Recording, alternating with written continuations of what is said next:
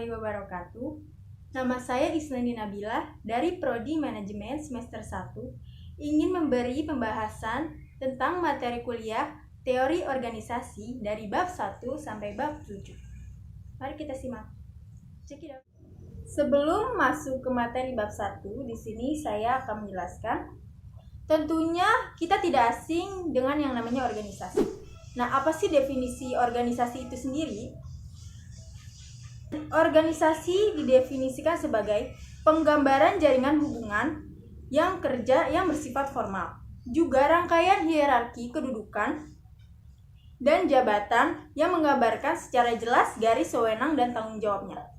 Dan ini yang utama, organisasi itu adalah alat pencapaian tujuan. Nah, organisasi itu memiliki poin penting, yaitu perilaku organisasi itu sendiri atau kita sendiri. Organisasi memiliki siklus, yaitu yang pertama ada perilaku, organisasi, dan kepemimpinan. Selanjutnya ada administrasi dan manajemen. Administrasi, manajemen, dan organisasi adalah satu kesatuan yang tidak dapat dipisahkan. Nah, apa itu administrasi? Administrasi adalah kegiatan memberi informasi manusia, harta, benda ke satu tujuan yang terhimpun dalam organisasi. Nah, kegiatan tata usaha itu juga termasuk ke dalam administrasi ya. Dan manajemen versus administrasi.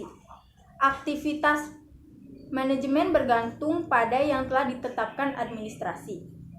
Dan administrasi itu hanya dianggap sebagian kecil manajemen. Jadi masuknya administrasi sama dengan proses manajemen. Dan selanjutnya ada perilaku administratif dalam organisasi. Ada 4 konsep dalam struktur organisasi. Yang pertama itu kekuasaan atau power. Yang kedua ada wewenang atau authority. Yang ketiga ada tanggung jawab atau responsibility, dan yang keempat ada delegasi. Kita masuk ke materi bab 1, yaitu adalah dasar-dasar manajemen. Apa sih pengertian manajemen itu sendiri? Manajemen adalah seni atau proses dalam menyelesaikan sesuatu yang terkait dengan pencapaian tujuan. Jadi sama kayak organisasi tadi ya, untuk mencapai tujuan, tapi mungkin manajemen itu kayak secara luasnya gitu. Nah, bagaimana sih untuk menjadi manajemen yang efektif? Tentunya harus efektif mengerjakan pekerjaan yang benar dan efisiensi. Mengerjakan pekerjaan dengan benar. Nah, di sini fungsi manajemen itu ada 4 ya. Yang pertama ada planning atau perencanaan. Apa sih planning? Planning itu upaya untuk antisipasi kecenderungan di masa yang akan datang, menentukan strategi dan taktik yang tepat. Jadi planning itu kayak kita sebelum memulai sesuatu harus merencanakan secara matang, tidak langsung untuk jalanin aja gitu. Dan yang kedua ada organizing atau pengorganisasian, yaitu bagaimana strategi dilaksanakan dengan kondusif dan semua pihak terlibat dalam pengorganisasian ini, jadi semua pihak terlibat. Dan yang ketiga ada directing atau pengimplementasian, program agar bisa dijalankan oleh seluruh pihak dalam organisasi. Jadi pengimplementasian ini harus bisa dijalankan oleh semua pihak.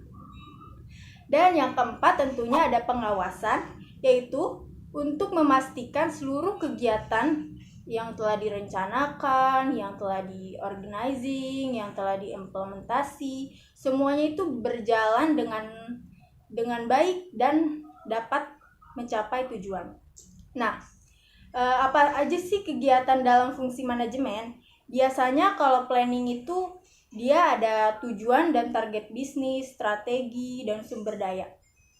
Dan biasanya kalau di organizing itu adanya alokasi sumber daya, rumusan tugas, dan penetapan tugas. Kalau di directing itu biasanya ada proses kepemimpinan, bimbingan, dan motivasi, dan juga yang lainnya. Dan controlling itu seperti biasa, dia ada evaluasi hasil keberhasilan dan langkah klarifikasi dan koreksi, pokoknya alternatif untuk seluruh masalah yang terjadi di selama proses gitu. Nah, manajemen itu punya fungsi operasional. Yang pertama adalah manajemen sumber daya manusia, yaitu penerapan manajemen berdasarkan fungsinya untuk memperoleh sumber daya manusia yang terbaik.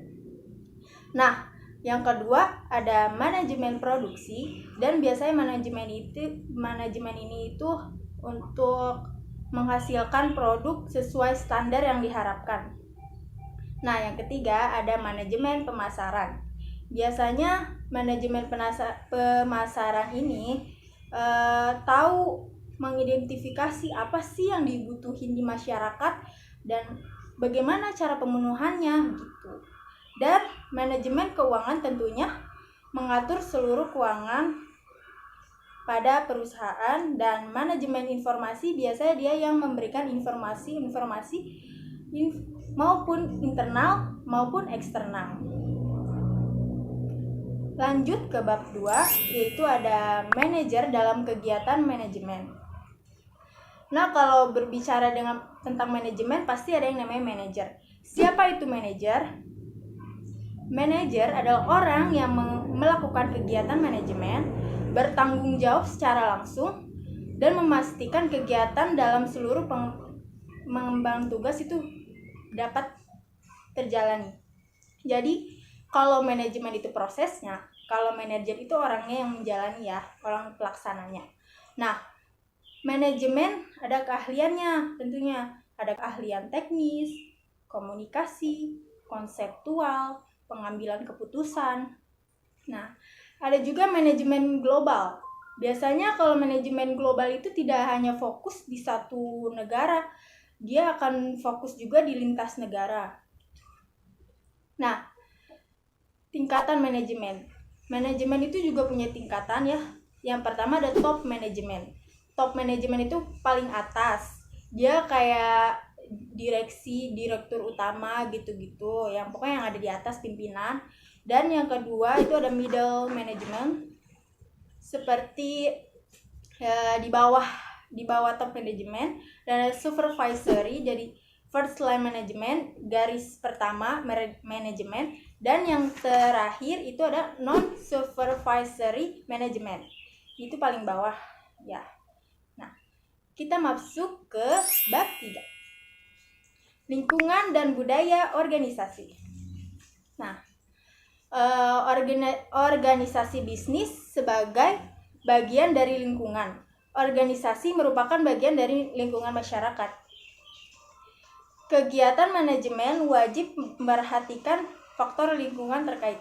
Jadi ada 2 faktor, ada faktor internal, ada faktor eksternal. Nah, faktor eksternalnya itu ada 2 juga ya, ada makro dan ada mikro. Nah, sekarang kita bahas dulu yang lingkungan internal organisasi, ada siapa aja. Nah, yang pertama ada owner. Owner itu dia pemilik sah perusahaan yang menyumbangkan ide, yang menyumbangkan modal, pokoknya dia pemilik sahnya. Nah, yang kedua itu ada board of director. Dia itu tim manajemen yang ditunjuk oleh pemilik organisasi. Ada employees. Ini adalah sumber daya manusia yang paling dominan, kayak karyawan gitu, dia masuknya employees. Dan ada lingkungan fisik. Lingkungan fisik itu banyak, ada sumber daya uang, sumber daya fisik, sumber daya manusia, dan informasi juga. Nah, yang kedua ada lingkungan eksternal organisasi. Dan yang pertama ada customer. Customer itu orang yang menggunakan produk kita ya. Dan yang kedua ada kompetitor. Kompetitor itu kayak pesaingan bisnis yang sama kita, jadi pesaing ya. Kalau yang ketiga ada supplier. Yang supplier itu yang ngasih bahan baku produk buat perusahaan kita gitu. Dan ada strategic partner, ini sama yang menjalankan bisnis tapi kita saling menguntungkan gitu, bukan seperti kompetitor. Dan yang kelima ada regulator. Yang keenam ada pemerintah. Dan yang ketujuh tentunya ada masyarakat umum. Nah, berbagai bentuk kegiatan bisnis internasional. Jadi bisnis internasional itu biasanya ada bisnis ekspor impor, ada bisnis lisensi, ada partner strategis, ada juga investasi langsung. Nah, terus ada budaya organisasi dan kegiatan bisnis. Jadi pentingnya budaya bagi organisasi bisnis. Jadi budaya itu penting buat organisasi bisnis, dan budaya organisasi juga menjadi faktor penentu terbentuknya budaya organisasi dan manajemen bagi budaya organisasi. Nah, itu aja bab 3. Terus kita langsung ke bab 4 ya, yaitu tanggung jawab sosial dan etika manajemen. Nah, tanggung jawab sosial itu dari organisasi lingkungan sebagai ruang lingkup organisasi. Nah, di tanggung jawab sosial ini juga ada yang namanya pro dan kontra mengenai tanggung jawab sosial. Nah, di sini saya akan menjelaskan bagaimana cara mengelola tanggung jawab sosial dari perusahaan, dan tentunya ada 4 strategi yang digunakan. Yang pertama, ada strategi reaktif. Apa strategi reaktif? Merupakan cenderung menolak yang namanya tanggung jawab sosial. Jadi dia belum apa-apa udah menolak, gitu, strategi reaktif namanya. Dan yang kedua ada strategi defensif, cenderung membela diri dalam menghindari tanggung jawab sosial. Jadi dia nggak mau gitu menghindari diri, tapi nggak menolak gitu. Dan yang ketiga, strategi akomodatif, yaitu melakukan tanggung jawab sosial untuk menghindari tekanan dari masyarakat. Jadi ini kayak kesannya kayak terpaksa gitu ya, akomodatif. Nah, yang terakhir ada strategi proaktif. Kalau strategi proaktif itu biasanya mengambil inisiatif dalam tanggung jawab sosial. Jadi dia itu inisiatif sendiri gitu, proaktif. Tentunya tanggung jawab sosial juga memiliki manfaat-manfaat ya. Yang pertama ada bagi masyarakat, bagi perusahaan juga, dan bagi pemerintah. Konsep dasar etika manajemen. Nah, apa sih yang dimaksud dengan etika? Etika itu adalah keyakinan akan apa yang dianggap baik dan buruk. Nah, kalau apa sih etika dalam manajemen itu? Kalau etika dalam manajemen itu berarti berbicara mengenai nilai yang dianut organisasi sesuai bisnis yang dijalankan. Jadi, etis atau tidak ini bisnis gitu. Nah, etika manajemen juga punya konsep dasar. Yang pertama, nilai personal sebagai standar etika, nilai terminal, nilai instrumental, pandangan empiris tentang nilai personal, dan konflik nilai. Nah, selain itu, etika juga memiliki beberapa isu. Yang pertama isu narkoba, isu korupsi, isu pencurian, quality control, penyalahgunaan informasi, dan lain-lain. Nah, sekarang kita akan masuk ke bab 5. Ada fungsi perencanaan dan pengambilan keputusan. Planning atau perencanaan telah kita bahas sebelumnya ya. Dan apa sih itu planning? Planning merupakan proses yang dimulai dari penetapan organisasi, menentukan strategi untuk pencapaian tujuan organisasi. Nah, perencanaan juga memiliki fungsi. Yang pertama ada arahan, minimalisir dampak perubahan, minimalisir pemborosan, dan standar kualitas. Nah, perencanaan juga memiliki persyaratan. Yang pertama ada faktual dan atau realitas, logis dan rasional, fleksibel, komitmen, dan komprehensif. Jenis-jenis tujuan ada tujuan strategis, tujuan taktis, dan tujuan operasional. Beberapa jenis rencana. Jadi ada 3 jenis rencana. Yang pertama rencana strategis jangka panjang, rencana strategis jangka menengah, dan rencana operasional. Ada beberapa pendekatan dalam pencapaian tujuan. Jadi ada pendekatan secara tradisional, ada pendekatan secara MBO. MBO itu manajemen by objective, dan ada juga manajemen berdasarkan sasaran dan tujuan. Nah, ada yang namanya alat bantu perencanaan. Ada 3. Yang pertama ada flowchart, ada Gantt chart, ada dan part network. Penyelesaian masalah dan pengambilan keputusan.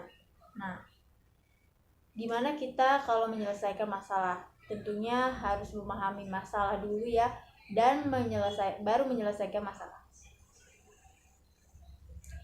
Faktor lingkungan dari pengambilan keputusan. Pengambilan keputusan saat keadaan tidak pasti. Ini tidak boleh dilakukan karena akan menyebabkan salahnya kita mengambil keputusan. Proses pengambilan keputusan. Jadi pengambilan keputusan itu ada prosesnya juga. Yang pertama ada investigasi situasi, penentuan alternatif, penilaian alternatif, dan penentuan keputusan. Dan yang terakhir ada implementasi dan pengawasan rencana implementasi. Kita masuk ke bab 6, yaitu manajemen strategis perusahaan. Kalau berbicara strategis, apa itu yang dimaksud dengan strategi? Strategi yaitu rencana komprehensif untuk mencapai tujuan organisasi. Jadi rencana-rencana untuk mencapai tujuan organisasi, strategi dimaksudkan untuk mempertahankan keberlangsungan organisasi dibanding para pesaingnya. Nah, strategi juga memiliki komponen. Yang pertama yaitu kompetisi yang berbeda, ruang lingkup, dan distribusi sumber daya.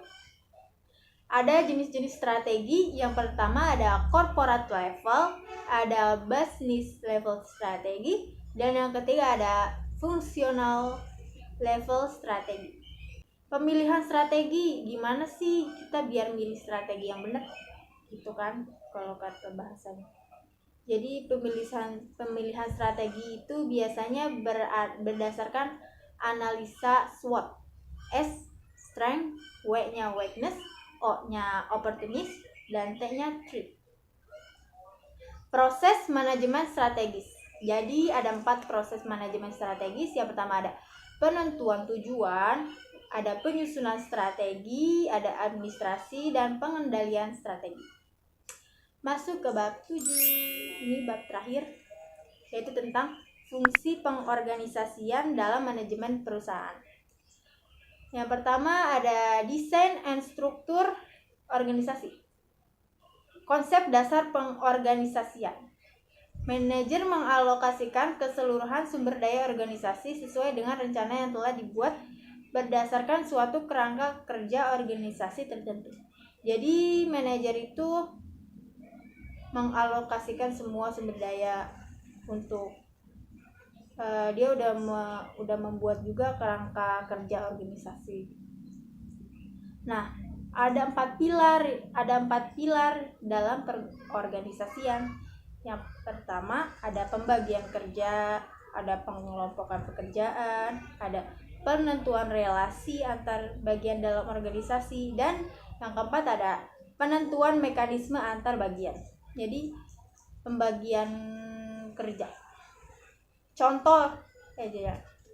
Faktor yang mempengaruhi struktur organisasi.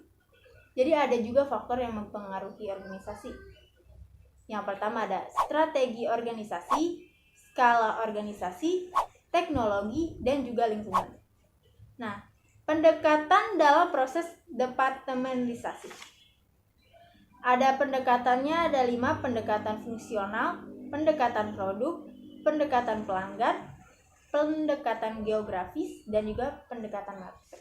Segitu saja yang dapat saya sampaikan. Kurang lebihnya mohon maaf bila ada kekurangan.